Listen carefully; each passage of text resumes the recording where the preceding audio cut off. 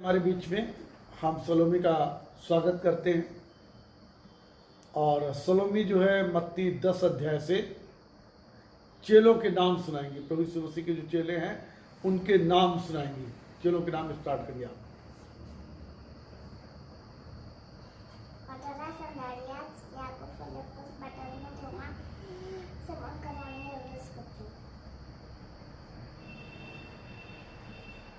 और सुनाइए।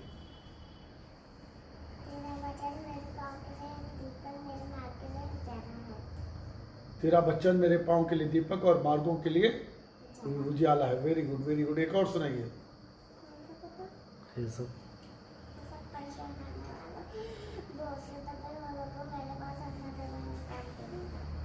Very good very good very good. बहुत अच्छा है। तालियां बजा देंगे सलोमी के लिए।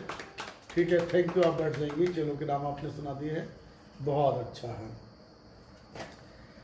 और जब हम यीशु प्रभु के बारे में पढ़ते हैं तो या उनके चेलों के बारे में हम पढ़ते हैं तो हम ये पढ़ते हैं कि वो बहुत ही आज्ञाकारी थे, बहुत ही दीन और नम्र थे। मत्ती 11 अध्याय उसके 29 वचन में हम पढ़ते हैं प्रभु यीशु मसीह के बारे में। वो कहते कि मेरा जुआ अपने ऊपर उठा लो और मुझसे सीखो, क्योंकि मैं नम्र और मन में दीन हूं और तुम अपने मन में विश्राम पाओगे। यहां पे हम पढ़ते हैं कि प्रभु यीशु मसीह दीन और नम्र थे। पहला यूहन्ना 2:26 में हम पढ़ते हैं, जो कोई ये कहता है कि मैं उसमें बना रहता हूं, उससे चाहिए आप भी वैसा ही चले जैसा वो चलता था। यहां पर परमेश्वर का वचन सिखाता है, अगर कोई सोचता कि मैं उसमें बना रहूं, तो जैसा यीशु मसीह चला, जैसा यीशु मसीह का जीवन था, जैसा यीशु मसीह दीन और नम्र था, जैसा वो पिता के प्रति आज्ञाकारी था, वैसा ही हमें करने की जरूरत है। पहली बात इसमें, वो कैसे चला, हमारा फोकस उसकी दीनता के पर होना चाहिए। वो इस जगत का रचने वाला परमेश्वर है और जिसके कहने मात्र से ही जगत की सृष्टि हुई है। वो इतना सामर्थी है कि उसके एक ही शब्द से समस्त मानव जाति मिट भी सकती है, लेकिन बजाय इसके कि उसने अपने आप को इतना दीन किया कि वह अपने ही लोगों के द्वारा जिनसे वह प्रेम करता था त्यागा गया। इतना दीन अलीम था कि अपने ही लोगों के द्वारा जिनको रचना किया था, जिनको खुद रचा था, जिनसे बेहद प्यार करता था, लिखा कि उसके अपने लोगों ने ही त्याग दिया। वो इतना दीन नम्र था, वो चाहता तो एक ही बार में मानव जाति नष्ट हो सकती थी। उस पर झूठे आरोप लगाए गए, झूठे दोष लगाए गए। उसके साथ में उसके साथियों ने विश्वासघात किया, यहूदा इस्करियोती ने विश्वासघात किया। यीशु मसीह निर्दोष होने के बावजूद भी उसने कोड़ों की मार सही। उसे क्रूस पर चढ़ाया गया उन पापों के दंड के लिए जो उसने नहीं किए थे, ताकि हमें दंड ना चुकाना पड़े।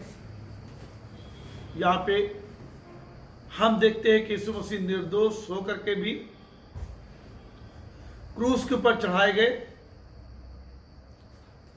और दंड उनको सहना पड़ा, और वो इसलिए ताकि हमें दंड ना चुकाना पड़े। उसने हमारे लिए दुख दर्द सहा, पीड़ा वेदनाओं और ठट्ठों को इसीलिए नहीं सहा क्योंकि हम कुछ बड़े महान थे, लेकिन उसने ऐसा अपने प्रेम के कारण सहा। हमें कोई खूबी नहीं थी, कोई लियाकत नहीं थी, लेकिन वो इतना हमसे प्रेम करता था, इसलिए उसने दुख सहा पीड़ा सही, वेदनाओं को सहा, ठट्ठों से उड़ाया गया, कीलों से ठोका गया, मारा गया और पीटा गया, वध किया गया। ये सब कुछ उसने हमारे लिए बर्दाश्त किया, क्योंकि वो हमसे बेइंतहा प्रेम करता है। क्या हम उसके प्रेम को जानते हैं? कुलुस्सियों का लेखक इस प्रकार से कहता है 3:12 में, कहता है इसलिए परमेश्वर के चुने हुओं के समान जो पवित्र है और प्रिय है, बड़ी करुणा और भलाई और दीनता और नम्रता और सहनशीलता धारण करो। तो इस मसीह का जीवन चरित्र जब आप पढ़ेंगे आप हैरान हो जाएंगे कि दुनिया में किसी और का ऐसा चरित्र नहीं है, ऐसा कोई कैरेक्टर नहीं है किसी का कि जो प्रभु यीशु मसीह से जिसका मिलान किया जा सके। वो हमारा आदर्श है। उसके बारे में लिखा हुआ है कि वो पवित्र उसने जीवन जिया, वो करुणा और भलाई करता फिरा, दीनता और नम्रता में और सहनशीलता उसके अंदर थी, और वही हमें धारण करने की जरूरत है। याकूब की पत्री और उसका 4:11-12 में इस प्रकार से लिखा हुआ है, हे भाइयों एक दूसरे की बदनामी ना करो। जो अपने भाई की बदनामी करता है या भाई पर दोष लगाता है वह व्यवस्था की बदनामी करता है, और व्यवस्था पर दोष लगाता है तो तू व्यवस्था पर चलने वाला नहीं पर उस पर हाकिम ठहरा है। व्यवस्था देने वाला और हाकिम तो एक ही है, और जो बचाने और नाश करने में सामर्थ्य है, पर तू कौन है जो अपने पड़ोसी पर दोष लगाता है। आज इतना बुराई बढ़ गई है, इतना पाप बढ़ गया है, इतना दोषारोपण बढ़ गया है, और ये बात यहाँ तक कि कलीसिया के अंदर भी पाई जाने लगी है। हमें इस पे सोचने की जरूरत है, हमें इस पे विचार करने की जरूरत है, और हमें एक ऐसा जीवन जीने की जरूरत है जैसा कि प्रभु यीशु मसीह ने जीवन जिया है। अगर हम इस बात को जान जाते हैं कि हम प्रभु यीशु मसीह का अनुसरण कर रहे हैं, प्रभु यीशु मसीह कितना दीन और हलीम था, तो मैं आपको कम शब्दों में एक बात बताना चाहता हूं। वो ये है, दीन बनने का मूल मंत्र है परमेश्वर की महानता को जानना। दीन बनने का मूल मंत्र है परमेश्वर की महानता को जानना। परमेश्वर ने कितना महान परमेश्वर है, कितना गहरा प्यार किया है, उसकी महानता को जानना और अपनी अयोग्यता को पहचानना। अपनी अयोग्यता को पहचानना ही, अगर इतना आप कर ले गए कि आप इस बात को जान जाते हैं कि परमेश्वर कितना महान है, और अपनी अयोग्यता को अगर आप पहचान जाते हैं, तब फिर आप दीनता और नम्रता में बढ़ सकते हैं। और अगर आप इसमें नहीं बढ़ पाते हैं तो मैं आपको बताना चाहता हूं कि आपके लिए बुलाहट भी है, और परमेश्वर ने आपको बड़े कामों के लिए भी रखा हुआ है, लेकिन आप अगर चूक गए तो बहुत नुकसान उठा सकते हैं। बाइबल बताती है गिनती 3 और उसके 12 में मूसा के बारे में कि मूसा पृथ्वी भर के रहने वालों में सब मनुष्यों से बहुत अधिक नम्र स्वभाव का था। उसका स्वभाव नम्र था, जैसा प्रभु यीशु मसीह का स्वभाव था। लेकिन जब वो चूक गया तो हम पाते हैं कि कई चीजें उसके जीवन में आ गई। जब वो चूक गया, गिनती की किताब 20 अध्याय और 10 से 12 वचन को पढ़ेंगे। मूसा अपनी इच्छा से लाठी का उपयोग करने के कारण प्रतिज्ञा के देश में जाने से चूक गया। अगर आप इस बात से चूक जाते हैं कि प्रभु यीशु मसीह के महानता को जानने में चूक जाते हैं, अपने जीवन को प्रभु की इच्छा में चलाने से चूक जाते हैं, शायद आपको नहीं मालूम है कि आप कितना बड़ा खमियाजा उठा सकते हैं, कितना बड़ा नुकसान उठा सकते हैं। मूसा ने क्या किया था? अपनी इच्छा से लाठी का उपयोग करने के कारण परमेश्वर ने उसको सिर्फ इतना ही बोला था कि पहाड़ी से बातें करना और वो जल दे देगी, लेकिन उसने अपनी इच्छा से लाठी को वहां पे पटका और कहा कि क्या तुम लोगों के लिए पानी मुझे निकालना पड़ेगा। जिसका खमियाजा ये उसको भुगतना पड़ा कि जो प्रतिज्ञा का देश था उसमें जाने से वो हमेशा के लिए चूक गया। अब आप सोच सकते हैं, विचार कर सकते हैं कि आप कितना चूक रहे हैं और चूक जाने के कारण आप कितना नीचे गिरते चले जा रहे हैं, कितना पतित होते चले जा रहे हैं। और इस पे हमें विचार करने की जरूरत है। पहला राजा 13 अध्याय 20 से 26 वचन में हम पढ़ते हैं, यहूदा के परमेश्वर के जन ने, यहूदा के परमेश्वर के जन ने बेतेल के झूठे नबी की बात सुनने के कारण अपना प्राण गंवा दिया। झूठी शिक्षा से, झूठी बातों से, झूठे लोगों से अगर आप नहीं बचते हैं तो यहां तक कि आप अपना जीवन भी दांव के पर लगाए हुए हैं। ये यहूदा में जो परमेश्वर का जन था, परमेश्वर ने इसको कुछ हिदायत दिया था और ये उन हिदायतों को छोड़ करके एक झूठे नबी की बात को सुनने में लग गया, उसका अनुसरण किया, उसकी बात को माने जाने के कारण बाइबल में लिखा है कि उसने अपने प्राण को गंवा दिया। और इब्रानियों की किताब 3:17 में ऐसा लिखा हुआ है, कुछ जो इस्राएली लोग थे, जो चुने हुए लोग थे, जिनको परमेश्वर निकाल के ला रहा था बड़े उद्देश्य के लिए, वहां पे लिखा है इस्राएली अपने अविश्वास के कारण और बुरे हृदय के कारण, अविश्वास के कारण और अपने बुरे हृदय के कारण जंगल में अपने लिए कब्र खोद लिए। शायद कनान देश में एंट्री नहीं कर पाए, कनान देश नहीं पहुंच पाए, केवल इतना बार बार अविश्वास, बार बार बुरा हृदय, संदेह करने वाला हृदय,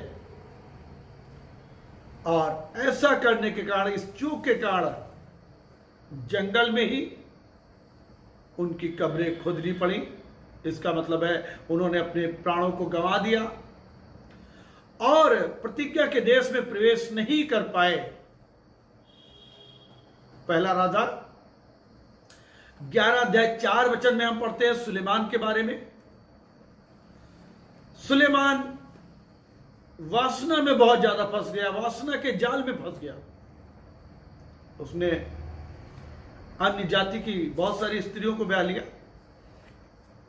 और इस कारण वासना में फंस करके अपने प्राणों की उसको हानि उठानी पड़ी। मेरे प्रियो, अगर आप अपने जीवन को नहीं चेक करते हैं, अपने जीवन को अगर आप नहीं जांचते हैं, तो मैं आपको बताना चाहता हूं कि आप चूक जाएंगे और आपका जीवन नष्ट हो सकता है।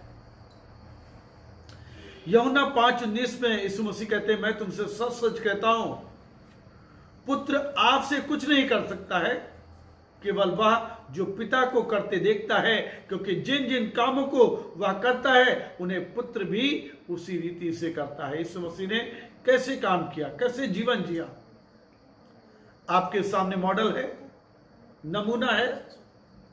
और अगर आप वैसा जीवन जी सकते हो और अपने आप को दीन और नम्र कर सकते हो, तो परमेश्वर आपको इस्तेमाल करेंगे और बहुतायत के साथ में इस्तेमाल करेंगे। ऐसे परमेश्वर हैं। पहला पतरस उसका 5 अध्याय उसकी 6वीं आयत में पतरस इस प्रकार से कहता है, इसलिए परमेश्वर के बलवंत हाथ के नीचे दीनता से रहो। प्रतिदिन अपने आप को दीन और हलीम करना है, प्रतिदिन अपने जीवन को परमेश्वर के हाथों में देना है, प्रतिदिन उसकी इच्छा में जीवन जीना है। और ऐसा करने के द्वारा पतरस कहता है जिससे वो तुम्हें उचित समय पर बढ़ाए। हमारा परमेश्वर बढ़ाने वाला परमेश्वर है। उसके पास में हमारे जीवन के लिए एक बहुत बड़ा उद्देश्य है, हमारे जीवन के लिए उसके पास एक बहुत बड़ी योजना है। हमें उसने एक बड़े उद्देश्य के लिए चुना है, लेकिन अगर हम अपने आप को दीन और हलीम नहीं रख पाते हैं, शायद हमें प्राणों से भी हाथ धोना पड़े। ऐसे हमने एग्जाम्पल आपके सामने ही पढ़े हैं। इसलिए हमें क्या करना है, अपने आप को दीन और हलीम करना है। परमेश्वर की इच्छा में प्रतिदिन चलाना है। जैसा परमेश्वर चाहता है वैसा हम चल सके। ऐसा करने के द्वारा हमारे जीवन आशीषित हो जाएंगे और हम दूसरों के लिए भी आशीष का कारण बनने पाएंगे।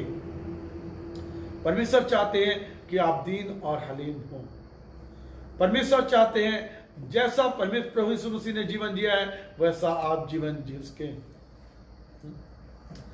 अगर इन बातों पे आप गौर करते हैं, अपने जीवन को दीन हलीम करते हैं, परमेश्वर आपको इस्तेमाल करेंगे और आपके जीवन के लिए परमेश्वर के पास एक बहुत बड़ा उद्देश्य है। आइए हम प्रार्थना में जाएंगे, आंखों को बंद करेंगे और प्रार्थना करेंगे। अपने जीवनों को हम परमेश्वर के हाथों में दे सकें। वो राजाओं का राजा है और प्रभुओं का प्रभु है। वो कंगाल को धूली में से और दरिद्र को घूरे में से उठा करके ऊंचा करता है। उसने अंधों को आंख दिया, लंगड़ों को चलने की ताकत दी। परमेश्वर का वचन कहता है कि जब वो यूहन्ना 5 अध्याय में बैतसैदा के कुंड के पर जो 38 साल का रोगी पड़ा हुआ था, उसको उसने हुक्म दिया, अपनी खाट उठा और चल फिर। लोग ताज्जुब करने लगे, लोग आश्चर्य करने लगे। हमारा परमेश्वर बहुत ही महान परमेश्वर है। मुर्दों को उसने जिंदगी दी। लोगों ने कहा ये कौन है? अय्यूब कहता वो इतने बड़े बड़े काम करता है जिसकी था नहीं मिलती है। आज अगर आप दुख में हैं, पीड़ा में, दर्द में, तकलीफ में हैं, मुसीबत में हैं, चिंता में हैं, महामारी के डर में हैं, परमेश्वर आपका रक्षक है। परमेश्वर आपका चंगा करने वाला है। परमेश्वर आपका छुटकारा देने वाला है। आकाश और पृथ्वी के नीचे कोई और नाम नहीं दिया गया है जिस नाम में मुक्ति और छुटकारा और पाप की क्षमा हो। सिर्फ यीशु का नाम है। उसके सामने घुटना टेके, अपने जीवन को उसके हाथों में दे, अपने आप को दीन और हलीम करे, अपने जीवन में परमेश्वर को राज्य करने दे। वो राजाओं का राजा है, प्रभु का प्रभु है, महान परमेश्वर। हम धन्यवाद देते प्रभु कि आज हम अगर जिंदा हैं, सलामत है प्रभु, ये आपकी दया और करुणा का ही फल है प्रभु। हम शुक्रगुजार हैं प्रभु कि आपने हमसे बेनतिहा प्रेम किया है। प्रभु हम आपके प्रेम को जान सकें और प्रभु अपने आप को दीन और हलीम कर सके। प्रभु अपने आप को, अपने परिवार को, इस सेवकाई को प्रभु हम आपके चरणों में रखते हैं पिता, और प्रार्थना करते परमेश्वर हमारे परिवार को दीन हलीम करे प्रभु। हाँ प्रभु जी, जो सेवकाई विभिन्न गांवों में है, आज लोग घरों में इस वायरस के कारण कैद हैं प्रभु, आप दूर और पास के भी परमेश्वर हैं। हमारी दुआ है पवित्र आत्मा यदि वो बीमारी की दशा में है, आप चंगाई प्रदान करिए। हाँ प्रभु जी, यदि वो अंधकार की शक्तियों के बस में है, प्रभु यीशु मसीह के नाम से वो स्वतंत्र कर दिए जाएं। प्रभु यीशु मसीह आप शांति के राजकुमार हैं, उनके जीवन शांति से भर जाएं। और प्रभु हमारी प्रार्थना है एक एक जीवन यीशु के नाम से आशीषित कर दिया जाए प्रभु। जिस शहर में आपने हमें रखा है उसकी शांति सलामती की हम दुआ करते प्रभु, हम प्रार्थना करते हमारा शहर बचा लिया जाए प्रभु।